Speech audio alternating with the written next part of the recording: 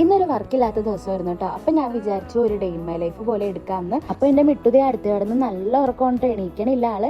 അപ്പം ഞാൻ ഡിസ്റ്റർബ് ചെയ്തില്ല. പക്ഷെ നമ്മൾ എണീക്കുമ്പോഴേക്കും ആൾ ഓടി നമ്മുടെ പുറകെ തന്നെ വരും കേട്ടോ. ഞങ്ങളുടെ റൂമിൽ തന്നെ ഇങ്ങനെ ഒരു ടേബിൾ വെച്ചിട്ട് മാതാവിന് വെച്ചിട്ടുണ്ട്. എല്ലാ ദിവസവും 5:30 എണീറ്റിട്ട് എനിക്ക് പ്രാർത്ഥന ഉണ്ട്, ഉടമ്പടി എടുത്തേക്കുന്നത് കൊണ്ടിട്ട്. വർക്കില്ലാത്ത ടൈമിൽ ഞാൻ 5:30 അലാറം വെച്ച് പ്രാർത്ഥിച്ചിട്ട് വീണ്ടും കിടന്നുറങ്ങും. ഇന്ന് പക്ഷെ പ്രാർത്ഥിച്ച് കഴിഞ്ഞിട്ട് എനിക്ക് ഉറക്കം വരുന്നുണ്ടായിരുന്നില്ല. അപ്പോൾ കിടന്നപ്പോഴാണ് ഇങ്ങനെ day in my life shoot ചെയ്യാമെന്ന് ഇങ്ങനെ തോന്നിയത്. ഇതിനൊന്നും എണീറ്റിട്ടില്ല, ഞാൻ മാത്രമേ എണീറ്റുള്ളൂ.